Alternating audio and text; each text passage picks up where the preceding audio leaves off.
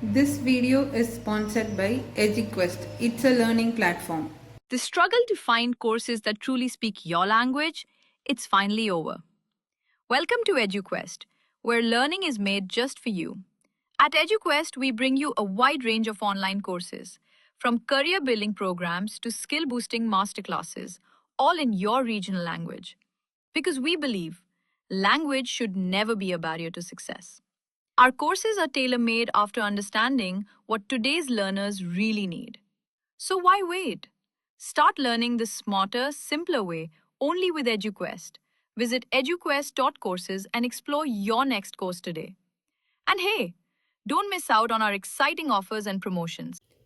Hello everyone, welcome to SS 10th Mathma. இன்னைக்கு என்ன topic பார்க்க போகிறோம் அப்படின்னா செப்டம்பர் 2021ஓட 2 மார்க்ஸ் தான் பார்க்க போகிறோம்.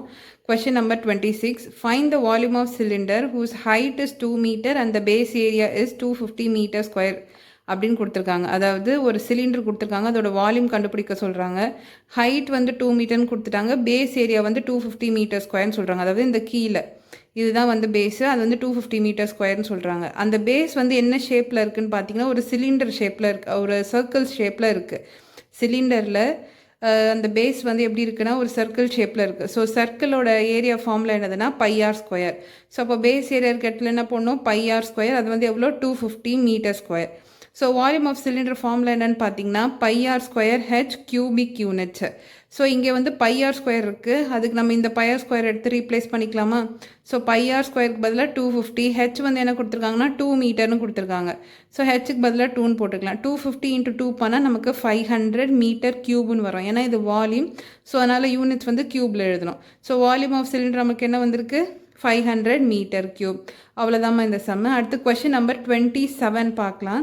A die is rolled, a coin is tossed simultaneously. Find the probability that the die shows an odd number and the coin shows a headன்னு சொல்கிறாங்க. அதாவது ஒரு டை இருக்குது, அதே மாதிரி ஒரு காயினும் இருக்குது. ரெண்டுமே வந்து சைமல்டேனியஸாக வந்து ரோல் பண்ணுறாங்க. காயினை வந்து டாஸ் பண்ணும்போது காயினும் டாஸ் பண்ணுறாங்க, அதே மாதிரி அந்த டையும் வந்து ரோல் பண்ணுறாங்க.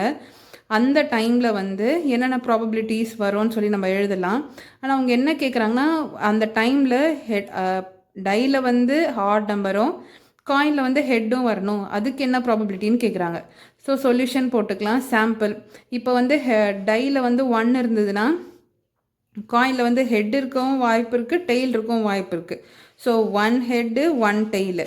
அடுத்தது டையில் வந்து 2 இருந்ததுன்னா 1 ஹெட் இருக்க வாய்ப்பு இருக்குது, அடுத்தது டெய்ல் இருக்க வாய்ப்பு இருக்குது. ஸோ அதே மாதிரி 3 head 3 tail, 4 head 4 tail, 5 head 5 tail, 6 head 6 tail. மொத்தம் டையில் வந்து 6 தானே இருக்கும்.